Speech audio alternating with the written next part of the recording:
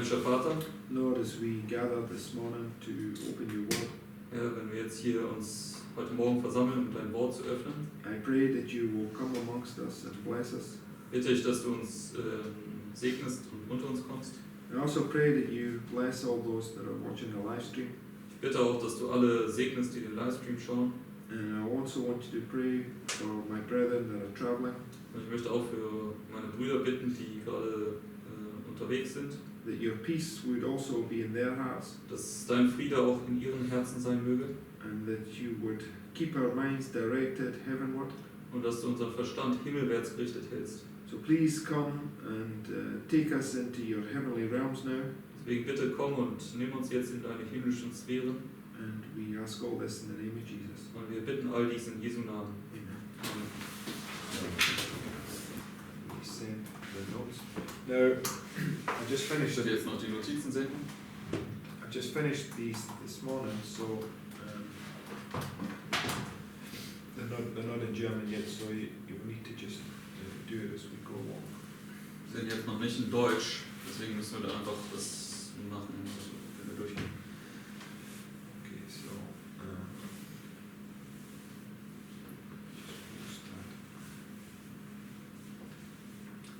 I'll just stick them straight into the live stream.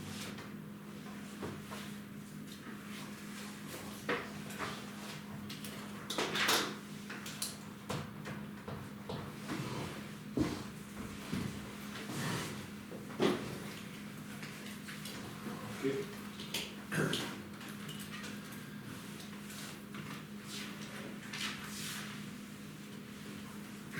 The title of this is No New Thing Under the Sun. Der Titel ist, es gibt nichts Neues unter der Sonne. Okay, because we know that God changes not, right? Denn wir wissen ja, dass Gott sich nicht verändert. And all the things that have happened in the past are teaching us object lessons for the end of the world. Alle Dinge, die in der Vergangenheit stattgefunden haben, lehren uns Dinge über das Ende der Welt. Okay. And we know that God is teaching us line upon line. Und wir verstehen, dass Gott uns Linie auf Linie lehrt. So let's begin. We'll just put some things in place that we already know. We'll start with these first two quotes about the temple cleansing. Okay, wir werden jetzt hier mit den ersten zwei Zitaten über die Tempelreinigung anfangen. Und das sind Dinge, die wir bereits verstehen. Let's begin then. It's so the first quote about these two temple cleansings, right? So Also die ersten zwei Zitate sind jetzt hier über die Tempelreinigung. when Jesus began his public ministry, he cleansed the temple from its sacrilegious profanation. Among the last acts of his ministry was the second cleansing of the temple. So, in the last work for the one of the world, two distinct calls are made to the church. Right?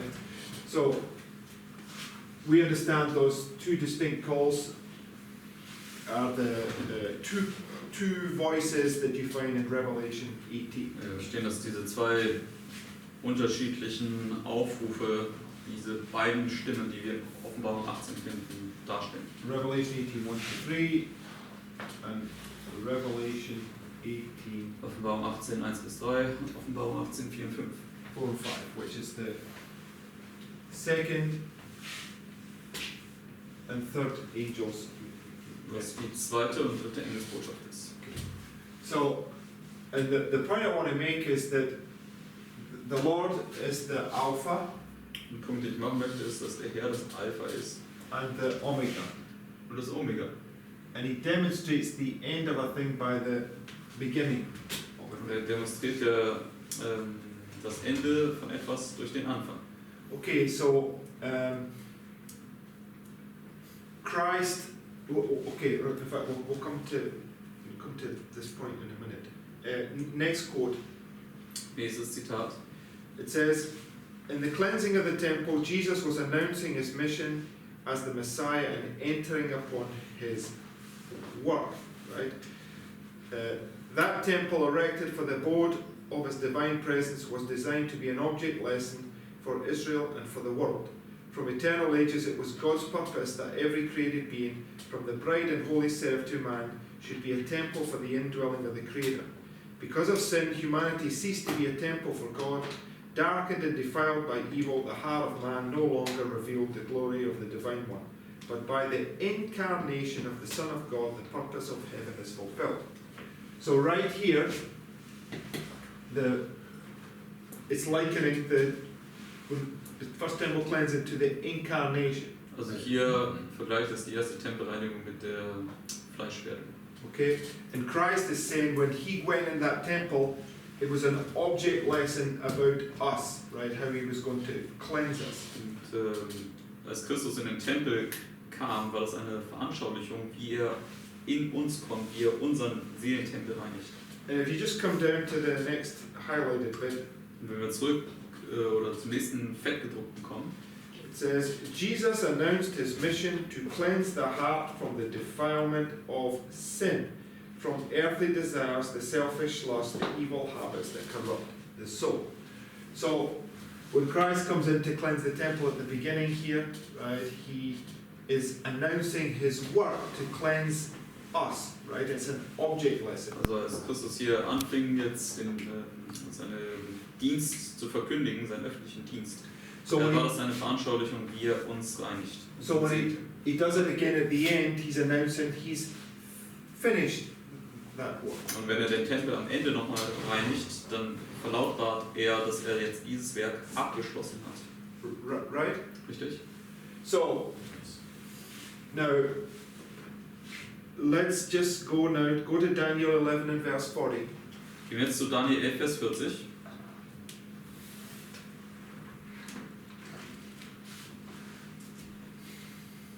It's also in the notes. Doch in den Notizen. You want to read that for us, Marius, please? And at the time of the end shall the king of the south push at him, and the king of the north shall come against him like a whirlwind, with chariots, and with horsemen, and with many ships. He shall enter into the countries, and shall overflow and pass over. Okay, Daniel 11:40, right? Daniel 11, Vers 40. It's about the time of the end, Handelt von der Zeit des Endes. and it's about a war between what? Und es geht um einen Krieg zwischen King of the north and the king of the south. King of the north and king of the south. dem König des Nordens und dem König des Südens. So, and the next quote, Und das nächste Zitat hier aus dem Review and Herald. it says, "We are living in the time of the end. Thrones and churches have united to oppose God's purposes." And the highlighted bit at the end Und das Fettgedruckte noch am Ende. says, "Men have assumed despotic power and human laws have been put in the place of the law of God." Right? So, we know that Revelation 18, Babylon has fallen, is marking the Sunday law crisis. Und wir wissen, dass Offenbarung 18, Babylon ist gefallen, die Sonntagsgesetzkrise markiert. Right? And it's telling us that it's the time of the end. Und es sagt uns, dass das die Zeit des Endes ist. Right? So, and at the time of the end, there's this war going on between the north and the south. Und zur Zeit des Endes findet dieser Krieg statt zwischen dem Norden und dem Süden. Now, when you take the time of the end of in the line of Christ, what is it marked by? Und wenn du die Zeit des Endes aus der Linie Christi nimmst, welches Ereignis stellt das dar? The birth, which is the incarnation, Es ist die right? Geburt Jesu, das stellt diese Fleischwerdung, diese Inkarnation dar. Right. So you can see how when you bring these things together, Christ is marking the first temple cleansing to his birth. It's a parallel event. Deswegen, Right? wenn wir diese Dinge jetzt zusammenbringen, dann sieht man, dass Christus also die Tempelreinigung mit der Geburt verknüpft. Es ist ein Parallelereignis hier am Ende der Welt. Okay. Now, next quote. Nächstes Zitat. It says, "This is the work now to be done on earth. Those who are living in transgression of the holy law of God will not find the truth palatable. When it is made plain that Sunday is a spurious Sabbath, founded in the power of the man of sin, they will say in language too plain to be misunderstood, 'We want not a knowledge of thy ways, O Lord.' Others will say, as did Pharaoh, 'Who is the Lord that I should obey his voice?'" So what is Sister White paralleling with the Sunday law crisis? Also was vergleicht jetzt Ellen White hier mit der Sonntagsgesetzkrise? Pharaoh. When Pharaoh said, "Who is the Lord that I should obey his voice?" Die Right? Geschichte hier, wo Pharao gesagt hat, wer ist der Herr, dass ich seine Stimme gehorchen sollte. It's the same way, Mark, where Moses and Aaron come before Pharaoh and tell him to let my people go. Das Right? ist dieselbe Wegmarke, wo Aaron und Mose das erste Mal vor Pharao kommen und sagen, lass mein Volk ziehen. It was all about the Sabbath controversy. Und es right? ging ja dort um die Sabbat-Kontroverse. Next quote. Nächstes Zitat. It says, "The Sabbath institution, which originated in Eden, is as old as the world itself. It was observed by all the patriarchs from creation down. During the bondage in Egypt, the Israelites were forced by their taskmasters to violate the Sabbath." So, again, what is she likening the bondage in Egypt to? Also womit vergleicht sie jetzt hier die Knechtschaft in Ägypten wiederum? To the violation of the Sabbath. Yes, the Sunday law crisis, Der Sonntagsgesetzkrise. right? Richtig? So, we see the points that I'm making, right? Also ich denke, jeder kann die Punkte erkennen, die ich machen möchte. Okay, next quote. Now we're coming to the point that I want to get to. Nächstes Zitat, jetzt kommen wir zu dem Punkt, zu dem wir eigentlich kommen wollen. Das ist 1t. I was pointed back to ancient Israel held in bondage by the Egyptians. Right? So she takes us back to Egypt, which we've just established is also paralleling the Sunday law crisis. Right? Also sie bringt uns jetzt erstmal nach Ägypten und das haben wir eben gerade ja schon etabliert, spricht über die Sonntagsgesetzkrise, also diese Knechtschaft in Ägypten. The Lord wrought by Moses and Aaron to deliver them.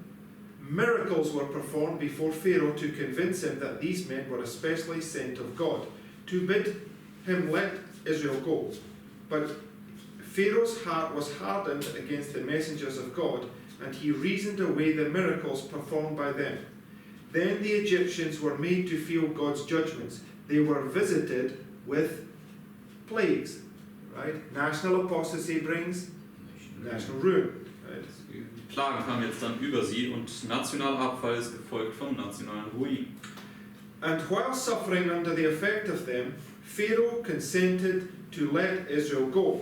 But as soon as the cause of their suffering was removed, his heart was hardened.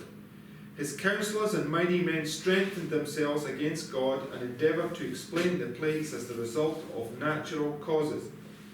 Each visitation from God was more severe than the preceding one.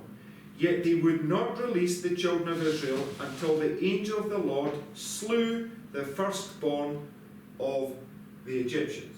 Right? So, we know that we have this illustration here, these 3 plagues, followed by 7, right? Und wir verstehen, das sind die ersten 3 Plagen, gefolgt von den 7 letzten. Right? And right here is the Passover, right, where the firstborn was slain. Und dann hier am Ende ist das Passa, wo dann die Erstgeborenen geschlagen worden sind. It says, "From the king upon the throne down to the most humble and lowly, there was wailing and mourning. Then Pharaoh commanded to let Israel go.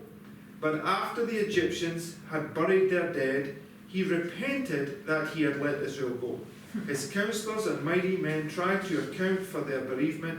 They would not admit that the visitation of judgment was from God, and therefore they pursued after the children of Israel." Next paragraph. Nächster Absatz. "When the Israelites beheld the Egyptian host in pursuit, some upon horses and some in chariots and equipped for war, their hearts failed them. The Red Sea was before the Egyptian host behind. They could see no way of escape. A shout of triumph burst from the Egyptians to find Israel completely in their power. The Israelites were greatly terrified, but the Lord commanded Moses to bid them go forward, and to lift up the rod and stretch out his hand over the sea and divide it. He did so, and lo, the sea parted, and the children of Israel passed over dry shod. Pharaoh had so long withstood God and hardened his heart against his mighty, wondrous works, that he in blindness rushed into the path which God had miraculously prepared for his people. Again Moses was commanded to stretch forth his hand over the sea, and the sea returned to his strength, and the waters covered the Egyptian host, and they were drowned. This scene was presented before me to illustrate the selfish love of what? Slavery. Das ist bereits schon der nächste Absatz. Also diese Szene wurde vor mich gebracht, um diese selbstsüchtige Liebe der Sklaverei zu illustrieren. And the desperate measures which the South would adopt to cherish the institution and the dreadful lengths to which they would go before they would yield. So what's she now talking about? Also worüber spricht sie jetzt hier? So, jetzt noch Yeah, she's speaking about the war in the United States between what? The North and the South. Also sie spricht jetzt hier über diesen Bürgerkrieg zwischen dem Norden und dem Süden der USA von damals. Right? So the time of the end, Daniel 11:4 is a war between the North and the South, right? Also Daniel Vers 40 sagt, zur Zeit des Endes gibt es diesen Krieg zwischen Nord und Süd. Time of the end is the Sunday law. Zeit des Endes ist das It Sonntagsgesetz. says the way it's paralleling this Pharaoh in Egypt to the Sunday law. Und Ellen White verknüpft der Pharao in Ägypten mit dem Sonntagsgesetz. And now she's bringing it in to this war between the North and the South in the United Und States. jetzt verknüpft sie das mit dem Kampf zwischen dem Norden und dem Süden in den USA. Right? Richtig? What does she mean when she is writing selfish love of slavery? Because the war between the North and the South is all about slavery. Yes, But Egypt was also about slavery. ah, Were the children of Israel not in bondage? okay. Also es ging hier um Sklaverei, sowohl in Ägypten damals als auch hier in den USA. So let's read that again. It says, this scene was presented before Lass me. uns nochmal den Absatz von vorne lesen, 266.1. This scene was presented before me to illustrate the selfish love of slavery and the desperate measures which the South would adopt to cherish the institution and the dreadful lengths to which they would go before they would yield. The system of slavery has reduced and degraded human beings to the level of the brutes, and the majority of slave masters regard them as such. The consciences of these masters have become seared and hardened, as was Pharaoh's, and if compelled to release their slaves, their principles remained unchanged, and they would make the slave feel their oppressive power if possible. So, it's Pharaoh right here, which we know represents the United States, right? Pharao hier, wir wissen, er stellt ja die USA dar. It's the one that's going to make this Sunday law. Er ist derjenige, der das Sonntagsgesetz machen wird. It's marking how they're bringing everybody into slavery. Es markiert hier, wie sie alle in diese Sklaverei, in diese Knechtschaft bringen werden. And it's talking how God is now revealing their characters, how they look upon other people as they're less than them, as they're their slaves. Und Gott wird ihnen ihren Charakter offenbaren, nämlich sie haben einen Charakter entwickelt, dass sie auf andere Menschen herabblicken wie Sklaven. She says, even though they're going to let them go, they're going to let them feel their oppressive power, right? Er sagt hier, sogar wenn sie gehen lassen würden, würden sie ihre unterdrückende Macht zu spüren geben. Now remember, when the head of gold is set up here, what does it say he becomes? Wenn der Kopf aus Gold hier aufgerichtet wird, was sagt es, was wurde aus ihm? A cruel and proud oppressor, right? Oder ein grausamer und stolzer Unterdrücker. What was Pharaoh? He was cruel and proud, and he was oppressing God's people. Das war Right? Pharao, er war auch stolz und grausam und hat Gottes Volk unterdrückt. Okay, it goes on, it says, it looked to me like an impossibility now for slavery to be done away. God alone can wrench the slave from the hand of his desperate, relentless oppressor. All the abuse and cruelty exercised toward the slave is justly chargeable to the upholders of the slave system, whether they be southern or northern men. Right? So both the south and the north were both guilty of this same sin. Right? Sowohl der Süden als auch der Norden waren beide schuldig von derselben, Okay, when you read was it. die Sünde angeht, also dieselbe Sünde haben sie begangen. But we know who wins this war, Aber the wir civil wissen, war. wer hat diesen Bürgerkrieg damals gewonnen? No. Then, No, the north won it. yes. Der Norden hat den Right. Krieg gewonnen. Okay, who wins the war between the north and the south? Und wer gewinnt den Krieg hier in Daniel zwischen Nord und Süd? Das ist The north, auch right? der Norden. So these past histories are an illustration of what's going to take place here at the end of the world, right? Diese vergangenen Geschichten sind eine Darstellung, was hier am Ende der Welt passiert. I mean, it's a nice illustration because, right, this whole slave system, the Lord wants to explain to us how Satan keeps us as his slaves, right? Yes. And so he uses these nations and these histories to teach us Teach us, these yes. principles in order to Yes. understand. Also Because das ganze Sklavereisystem ist letztendlich einfach nur eine Veranschaulichung, wie Satan uns als seine Sklaven in Knechtschaft hält. Und er benutzt diese antiken Geschichten, um letztendlich uns zu erklären, wie wir da rauskommen können. Das sagt uns Knechtschaft. yes, remember that the nations are likened to the dragon. The dragon is Satan, right? So. Und die Nationen werden ja als den Drachen dargestellt und der Drache ist Satan. Okay. So, and remember that both Pharaoh and Nebuchadnezzar, they're both likened unto the dragon. Right? Und sowohl Pharao als auch Nebukadnezar werden beide mit dem Drachen verglichen. Everybody see all the correlations here. Kann jeder diese Zusammenhänge erkennen. Okay, now what we're going to do is we're going to go to the next quote, but I want you to notice it's just a couple of paragraphs later than this talking about the Civil War in the United States. Okay, wir werden jetzt hier zum nächsten Zitat kommen, Ende von Seite 3, das ist 1T 268.1 und das sind einfach nur ein paar Absätze später in diesem gleichen Kapitel, wo es Okay. über den Bürgerkrieg redet. She says, I was shown the inhabitants of the earth in the utmost confusion. War, bloodshed, privation, want, famine, and pestilence were abroad in the land. As these things surrounded God's people, they began to press together and to cast aside their little difficulties. Self-dignity no longer controlled them, deep humility took its place, suffering, perplexity, and privation caused reason to resume its throne, and the passionate and unreasonable man became sane and acted with discretion and wisdom. Right? So Sister White, she takes the story of Pharaoh, Ellen White benimmt die Geschichte von Pharao right, and she marks it at the Sunday Law Crisis, sie markiert das hier zur Sonntagsgesetz-Krise, which is the time of the end, was die Zeit des Endes where ist, there's a war between the North and the South, wo es einen Krieg zwischen Nord und Süd gibt, which is prefigured in the Civil War between the North and the South in the United States of America. was vorausgeschattet worden ist zwischen Nord und Süd im Bürgerkrieg in Amerika.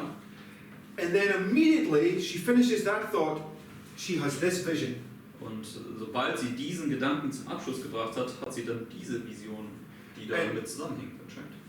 What I want us to see here is that she is just taking the history of Pharaoh, the American Civil War, and something that was going to happen in the future and putting them together. Also sie nimmt die Geschichte des Pharao, die Geschichte des Bürgerkriegs in Amerika und dann hier jetzt etwas, was hier noch in naher Zukunft passieren sollte. Okay.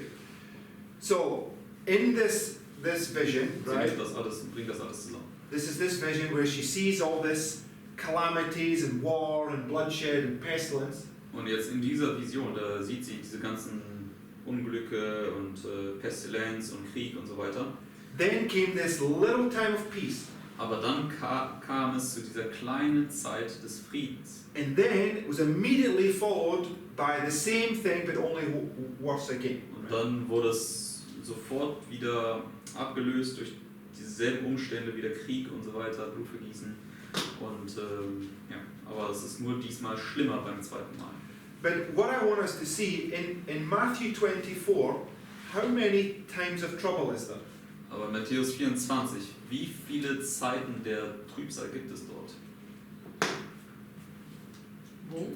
Two, right? 2. Shaking of the earth, shaking of the heavens and the earth, right? Erschütterung der Erde und Erschütterung des Himmels und der Erde. And we know that the shaking of the earth or the shaking of the angry nations was marked by 1848, Wir right? wissen, dass die Erschütterung der Erde war, oder die Erschütterung der Nation war dargestellt durch 1848. So, in 1848 is also typifying the Sunday law crisis, right? 1848 stattet ja auch die Sonntagsgesetzkrise voraus. In France, the south comes against the north, right? Frankreich, der Süden kam gegen den Norden. Okay, you'll see all this in a moment, right? Und das werden wir gleich alles noch klarer sehen. So,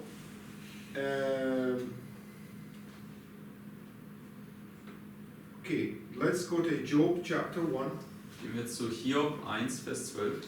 because we know that the Sunday law crisis here marks Job's first test, Ja, right? wir wissen ja, die Sonntagsgesetzkrise markiert Hiobs ersten Test. Verse 12. Hiob 1, Vers 12. And the Lord said unto Satan, Behold, all that he hath is in thy power. Only upon himself put not forth thine hand. So Satan went forth from the presence of the Lord. Right? So this is, we marked this in the camp meeting, right? This is where Satan comes down here with great power, right? Das haben wir auch beim Camp-Meeting schon oftmals aufgezeigt. Das ist der Punkt, wo Satan mit großer Macht herabkommt. Right? This is the star that falls from heaven in Revelation 9. Das ist der Stern, der vom Himmel fällt in Offenbarung 9. Okay, so Satan has been allowed to come down now and test God's people, right? Satan erhält jetzt die Erlaubnis, herabzukommen und Gottes Volk zu testen. So let's see this wars and pestilence and all these things. Go to Matthew chapter 24. Dann gehen wir jetzt zu Matthäus 24, um über diesen Krieg und diese Pestilenz und so weiter zu lesen. Verse 6 bis 8. Matthäus 24, 6 bis 8. It says, And ye shall hear of wars and rumours of wars, see that ye be not troubled, for all these things must come to pass, but the end is not yet. For nation shall rise against nation, and kingdom against kingdom, and there shall be famines and pestilence and earthquakes in diverse places. All these are the beginning of birth pangs, right? The beginning of the birth, right? All diese Dinge ist der Anfang der Wehen, Right? also der Anfang der Geburt. And Sister White parallels this to 1848, right? Ellen White setzt das parallel zu 1848. Now, this quote, and I've put it here, it's in pieces, so it's not all together, but this quote, when the Civil War was taking place, or should I say, when the Civil War in America came to an end, Als der Bürgerkrieg in Amerika zum Ende kam, Adventists who read this writing, what Sister White wrote, dann Adventisten, die jetzt das, was hier Ellen White geschrieben hat, was wir gleich lesen werden, the quote here we read about the earth was in the utmost confusion, war, bloodshed, privation, etc. okay. They read this. Yeah, they read this. Yes. Okay, dann habe ich es falsch übersetzt. Also Adventisten, die nach dem Bürgerkrieg dann gelesen haben, was Ellen White geschrieben hat, dass die Welt in dieser Aufruhr ist, im Blutvergießen und so weiter. They were pretty sure that she was talking about this civil war that just taken place. Da waren sie ziemlich sicher, dass sie über diesen Bürgerkrieg geschrieben hat, der gerade ja stattgefunden hatte. That they were now in this little time of peace, and then there was going to come this great war again. Und dass sie jetzt sich momentan nach dem Bürgerkrieg in dieser kurzen Zeit des Friedens befinden würden und danach würde direkt wieder ein Krieg stattfinden. But it didn't come. Aber es kam nicht. And later, people wrote about this. They said, no, we don't believe that was the fulfillment of it. Und nachher haben dann Leute darüber geschrieben und gesagt, nee, wir glauben jetzt nicht mehr, dass der Bürgerkrieg diese erste Erfüllung davon ist. But I want us to understand that they were not wrong in their assumption. It's just okay. Let me ask the question: How many years did the Civil War in America last for? Und wie viele Jahre war der Bürgerkrieg in Amerika. Okay, I thought you were giving me the answer there, Susie. Was 4, 4 Jahre. right? 4 years, right? 4 Jahre. And we've also looked at this before in the class, right? Das haben wir uns ja auch bereits in der Klasse mal angeschaut gehabt. Because many people understand that the fulfillment of these verses was the First and the Second World War. Denn viele verstehen, dass die Erfüllung dieser Verse der Erste und der Zweite Weltkrieg sind.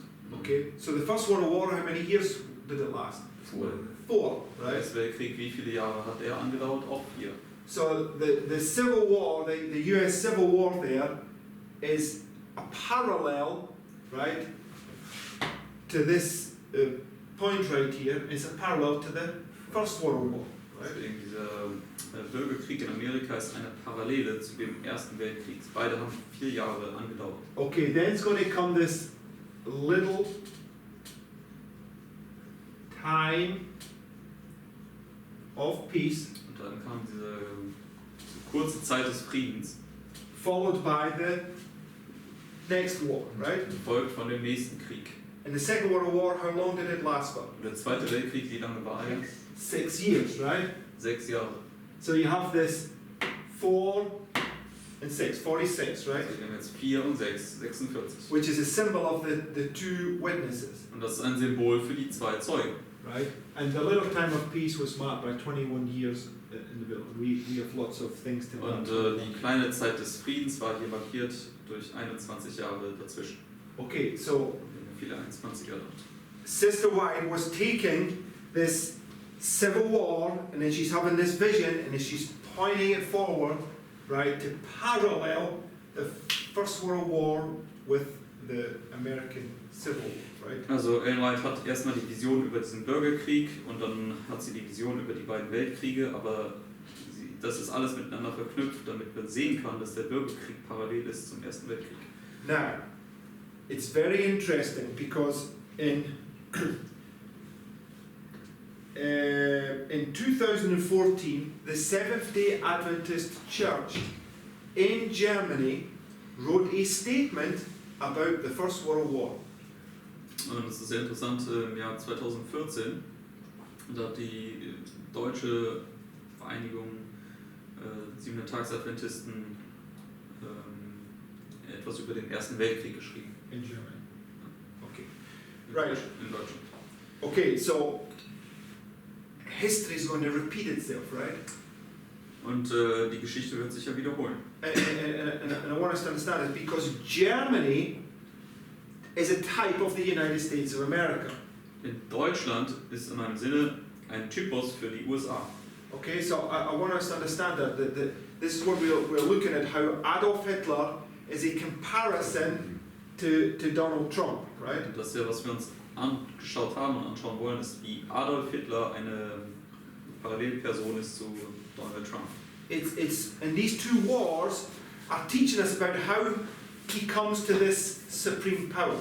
Und diese 2 Kriege, die Erste und Zweite Weltkrieg, lehren uns, wie er zur absoluten Macht aufsteigen wird. Was Hitler in the First World War? War Hitler schon im Ersten Weltkrieg da? Ja. Er He ist was in schon the First teilgenommen. World War, and then he rose to supreme power in the Second World War, right? Also er war bereits schon beim Ersten Weltkrieg da und ist dann zur absoluten Herrschaft im Zweiten Weltkrieg aufgestiegen. Okay, so it's very, very interesting. But what I want us to do is I want us to read a portion of that statement written by the president and the vice president of the Seventh-day Adventist Church in Germany, exactly 100 years later after the time. Und ich möchte jetzt hier einen Ausschnitt oder Auszug davon lesen, was dieser Präsident und Vizepräsident des Norddeutschen Verbandes ist das, geschrieben hat, genau 100 Jahre nach dem Beginn des Ersten Weltkriegs. Sorry, as we go through this, I will pull out some points so you can see that God was directing their minds to write some of these things that they wrote, right? Und wir werden jetzt sehen, ja, dass Gott in einer Art und Weise ihren Verstand geleitet hat in dem, was sie hier geschrieben haben. So, on July 28th, 1914, a war broke out where? In Europe, right? Also hier brach der Krieg in Europa aus. 1848, what happened? 1848, was passierte? A war broke out in Europe, Ein right? Krieg oder ein Bürgerkrieg brach aus in Europa. Both marking the Sunday law crisis, right? Beides markiert hier die Sonntagsgesetzkrise. Its dimensions eclipsed everything before it. Many Adventists saw the outbreak of the Great War as a sign of the end of the world, right? So they're just marking what this is. Is this a sign of the end of the world? Ist das hier ein Zeichen für das Ende der Welt? Yes, the time of the end, right? Zeit des Endes. It's telling us that time has finally come, right? Sagt uns, dass die Zeit jetzt gekommen ist. Before the war, many Adventists had served in the military but refused to carry out duties on Sabbath, risking potentially severe penalties. Now, other Adventists considered it part of the preparation for the imminent return of Jesus. What did they consider it? Was haben Sie angenommen? A preparation, right? Wir haben es als ein Vorbereitungswerk angesehen. So when Die this baldige Wiederkunft Christi. when this comes here, do we understand this as a preparation? Wenn das hier kommt, verstehen wir nicht, dass das auch eine Vorbereitungszeit ist. Yes, right? The preparation for the imminent return of Jesus, to refuse to carry weapons or to participate in the military immunization program. Right, immunization is getting inoculations or injections, right? So they refused to receive injections, right? Also sie haben auch abgelehnt, hier dann im Militär irgendwelche Impfungen zu bekommen. However, shortly after the general mobilization on August the 2nd, 1914, the Central European leadership of the Seventh-day Adventist Church in Hamburg issued a circular letter to the Adventist congregation in Germany, recommending, insofar as we are members of the military or receive orders to enlist in military service, we should fulfill our military duties wholeheartedly and with joy. In Joshua 6 we read that the children of God bore weapons and also served on Sabbath. What are they doing? What's the leadership of the Adventist Church doing right there? Was tut hier die Leiterschaft der adventistischen Gemeinde? Genau hier. Breaking the Sabbath. Yeah, there's a break in the Sabbath, but I'm on about what's their mindset? What are they not Sie understanding? brechen den Sabbat, aber was ist ihr Gedankengut? Was verstehen sie hier nicht? Submit under the No. You're looking at this literally. Look at the text. What is wrong with their mind? Was ist falsch mit ihrem Verstand? They understand it literally. Yes, they're understanding, they're reading the Bible like a literal book, rather than understanding it symbolically. Sie Right? verstehen die Bibel buchstäblich und lesen es buchstäblich, anstatt die Symbole für uns hier am Ende der Welt zu deuten. These are the arguments that the world uses, that God is a tyrant, because they just go to the Old Testament and say, look what he did. Right? Und das sind auch die Argumente, die die Welt benutzen, um zu sagen, dass Gott ein Tyrann wäre. Sie sagen, ja, schau dir nur das Alte Testament an. Okay? So, this is what Christ, when he came, he was showing them their mindset that they're stuck in literal themes and not understanding things spiritual. Und das war ja auch, als Christus kam, hat er ihnen versucht zu zeigen, dass sie in dieser buchstäblichen Denkeweise gefangen sind und die geistlichen Bedeutungen nicht verstehen würden. This letter and other publications provoked a complex protest in Adventist congregations, leading to tensions and divisions. In 1915, this state of affairs led to the rising of a separate organization, the self-designated Reform Movement, which accused its mother church, the Greater Church, of a Babylonian apostasy from the true Adventist faith. So what were they saying right here? Also was haben sie dann hier gesagt? That you're Babylon, and we need to come out of Babylon, right? Ihr seid Babylon geworden und wir müssen jetzt da rauskommen. What did the Millerites do right here? Was haben die Milleriten hier gemacht? Said that you're Babylon, and we need to come out of Babylon, right? Ihr seid Babylon geworden und wir müssen da jetzt rauskommen. Was the Reform Movement correct?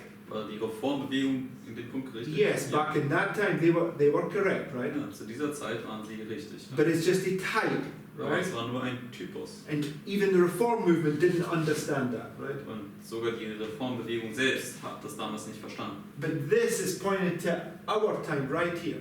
Aber das weist auf unsere Zeit hier am Ende der Welt. Okay. Babylon is falling. Come out of Babylon. Babylon ist gefallen, komm aus ihr heraus. Okay.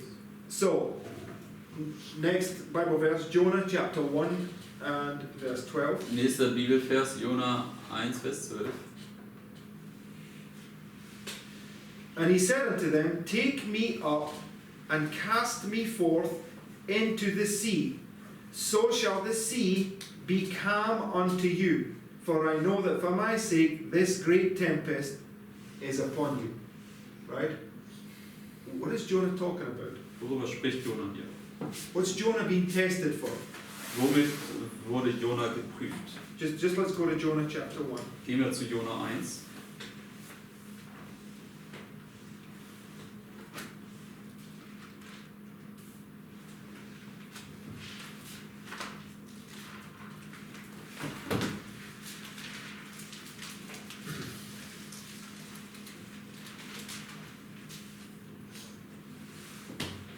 Verse 4.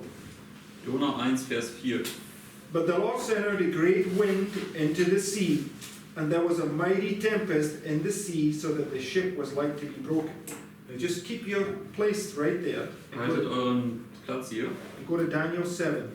Gehen wir zu Daniel 7.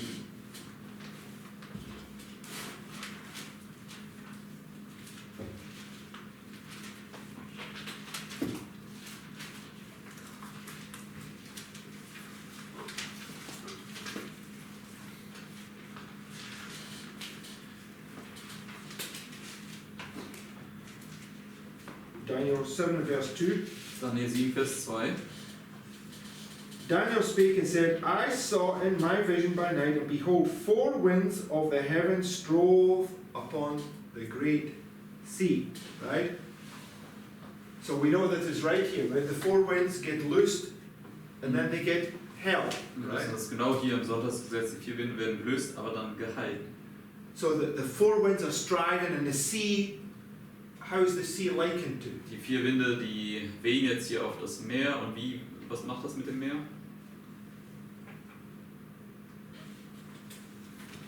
In Jonah, how's the sea? Right? Wie ist da das Meer in Jona? Let's go back to Jonah.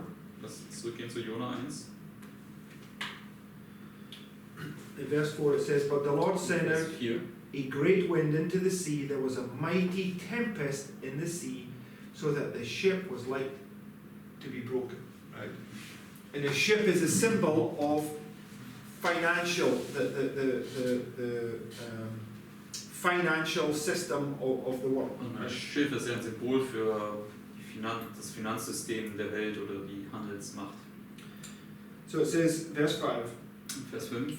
Then the mariners were afraid and cried every man unto his God, and cast forth the wares that were in the ship into the sea, to lighten it of them. But Jonah was gone down into the sides of the ship, and he lay and was fast asleep. So the shipmaster came to him and said to him, What meanest thou, O sleeper? Arise, call upon thy God, if so be that he will think upon us, that we perish not. And they said every one to his fellow, Come and let us cast lots, that we may know for whose cause this evil is upon us.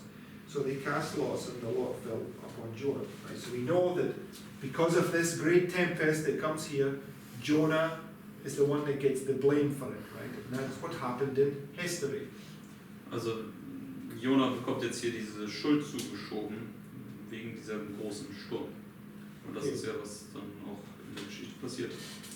So go back to verse 12 now. Gehen wir zurück zu Jona 1, Vers 12. And he said unto them, Take me up and cast me forth into the sea, so shall the sea be calm unto you, for I know that for my sake this great tempest is upon you. Right? So Satan is coming down here to test whom? Satan kommt hier herab, um wen zu prüfen? Jonah. Jona. Right? Jonah is a student of Bible prophecy. He understands that this great trial there is for him. Right? Jona ist ja ein Student der Prophetie und er versteht, dass diese große Prüfung eine Prüfung für ihn ist. So, if you just go back to your notes, Wir werden zurückgehen zu unseren Notizen. There's a little heading there that says a little time of peace. Da gibt es am Ende von Seite 4 oder vielleicht auch im Deutschen schon am Beginn von Seite 5 diese Überschrift, eine kleine Zeit des Friedens. Okay, so Sister White takes this next part of the quote that we just read. She says, "My attention was then called from the scene. There seemed to be a little time Have you actually read this quote? Yes, we read it. I think we just spoke about it. No. Just go. Look, it's First Testimonies 2:68-2, right? Just go back up. No, I mean whether we actually read this paragraph. Because we just spoke about it, I think. We never read it. No, the paragraph before I'm saying. We're now at the next paragraph. So if you just go back, it says first world shaking of the heavens and earth. It's 1 Testimonies 2:68-1, right? And we're now at 2:68-2. Also wir sind jetzt hier im nächsten Absatz in 268.2. But we never read paragraph 1. That's one part. No, we read paragraph 1. Okay, da sagt sie, meine Aufmerksamkeit wurde von der Szene wegbewegt und da gab es scheinbar jetzt eine kurze Zeit des Friedens. We read paragraph 1, it said war, bloodshed, privation, want, famine, pestilence were brought in the land. That's what we were discussing. Sorry? Maybe then my mind was present.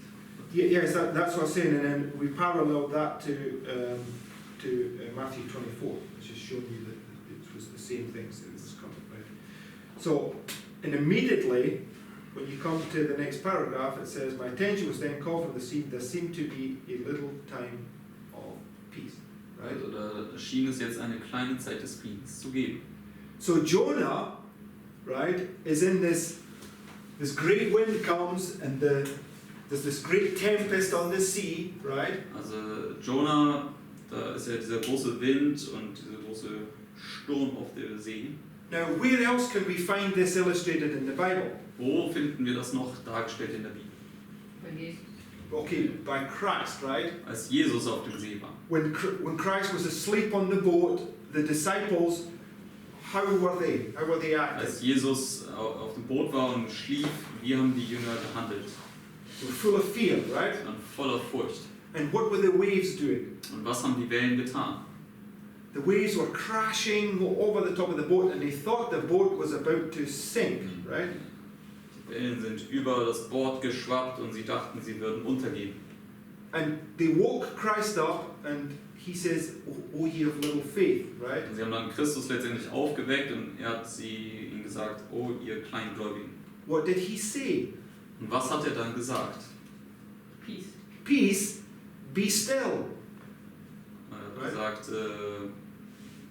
im Englischen Peace, also Friede in dem Sinne, sei still. Okay? So he stilled the waters, right? Also er hat die Wasser dann zur Ruhe gebracht. So go to verse 15 in Jonah. Gehen wir zu Jona 1, Vers 15. So they're going to take Jonah now and they're going to throw him into the sea, right? Sie nehmen nämlich jetzt Jona und schmeißen ihn ins Meer.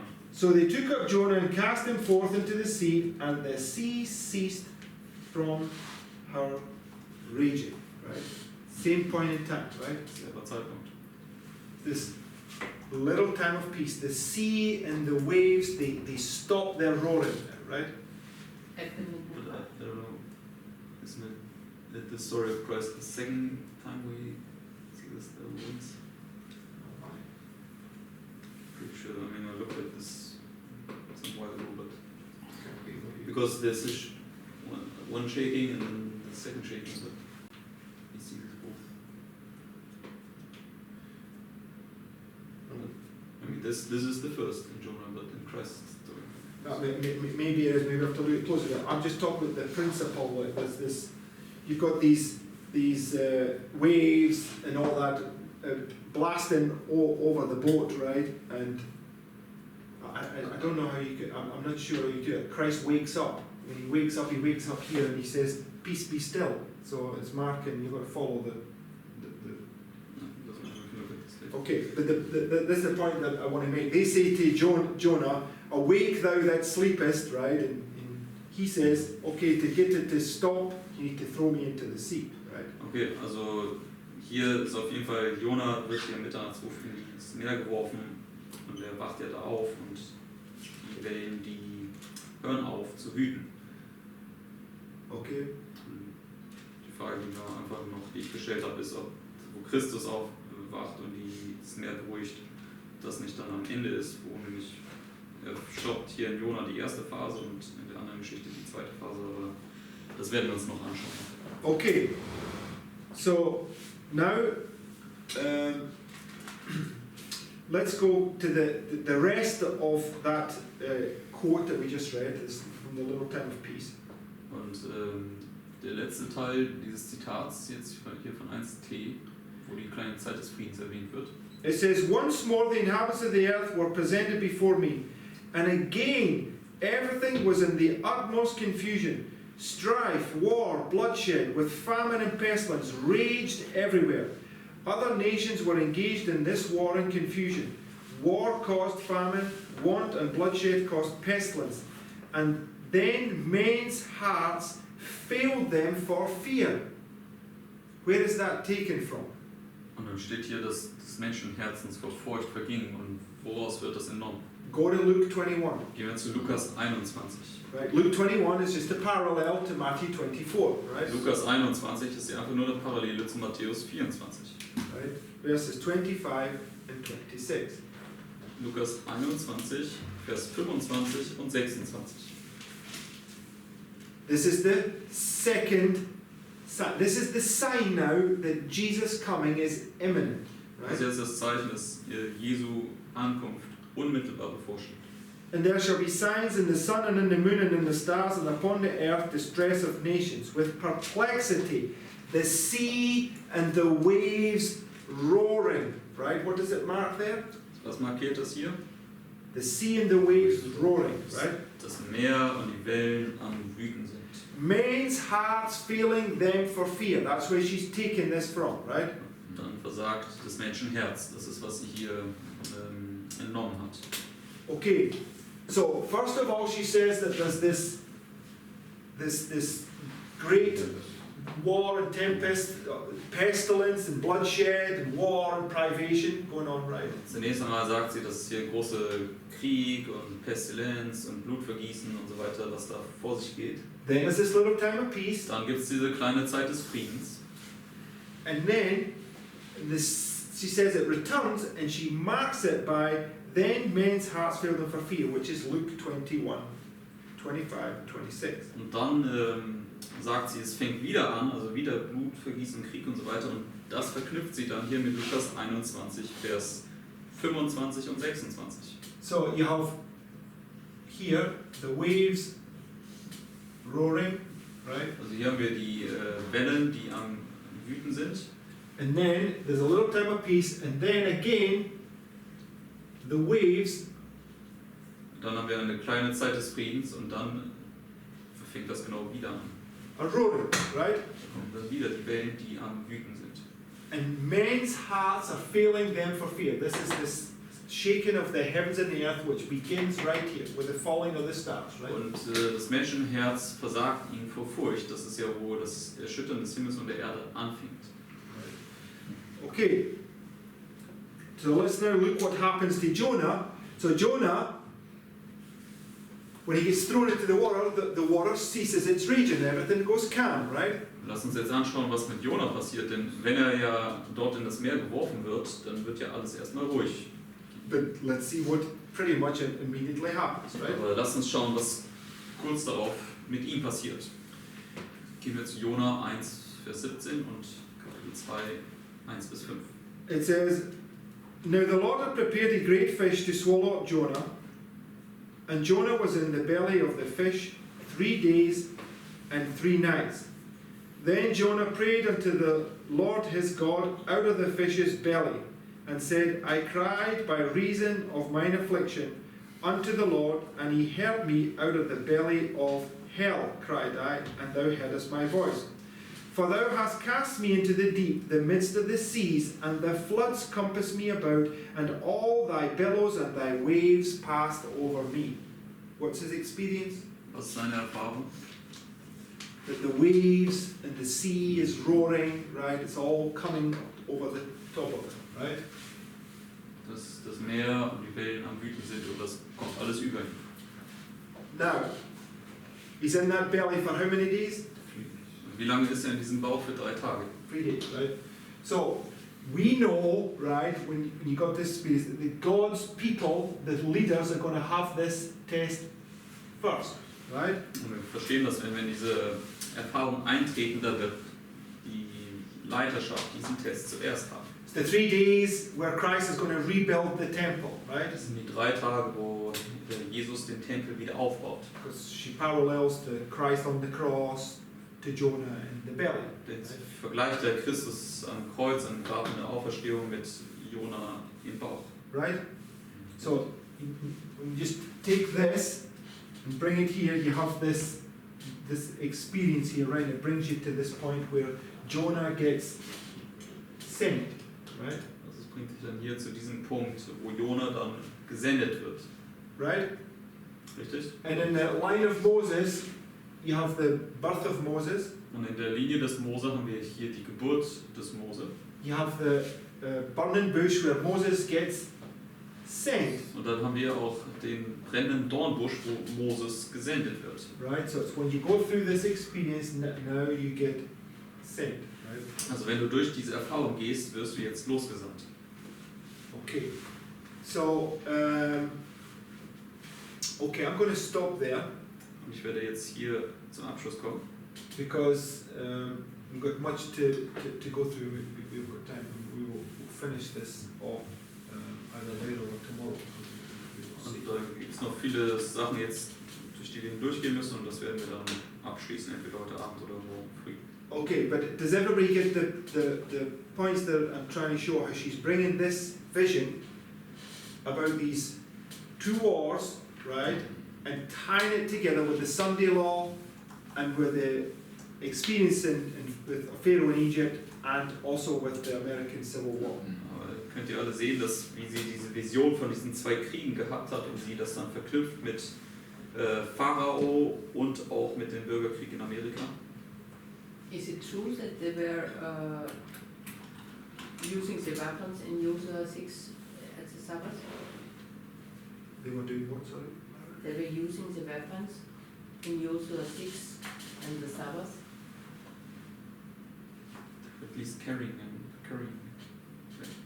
On the That's seventh his on the German seventh day, they went round the city. They were carrying weapons. Right? Ah, okay.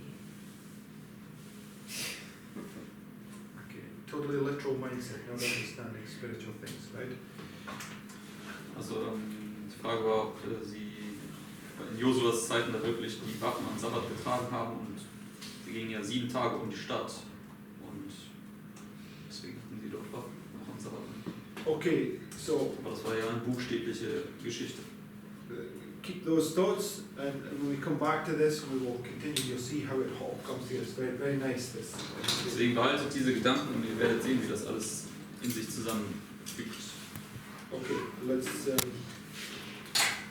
close with. Lasst uns mit dem Gebet abschließen. Dear Heavenly Father, I want to thank you one more for this new day, Lieber himmlischer Vater, ich möchte dir ein weiteres Mal danken für diesen neuen Tag, for all these very important stories of the past. all diese sehr wichtigen Geschichten der Vergangenheit. And what I want to ask you, Father, is that you help us to be healed by the truth, Und was ich bitten möchte, ist, dass du uns hilfst, durch deine Wahrheit geheilt zu werden. our minds, souls, and bodies. Unser Verstand, unsere Seele, unser Körper. And I want to thank you that you are trying every day to give us this power, this healing power. Und ich möchte dir danken, dass du uns jeden Tag aufs Neue versuchst, diese heilende Kraft zu geben. Help us to retain all these things in our minds Hilf uns, dass wir uns an diese ganzen Dinge weiter erinnern können, in order to be protected from Satan's temptations, sodass wir vor Satans Versuchungen geschützt sein können and also to have joy every day. und auch Freude jeden Tag haben zu können. Please continue to bless the movement and message. Bitte fahre weiter fort, diese Bewegung und diese Botschaft zu segnen. And I want to also to ask you that you will bless our brethren and protect them during the möchte auch darum bitten, dass du unsere Brüder beschützt während ihrer Reise. In Jesus' name, amen. In Jesu Namen. Amen.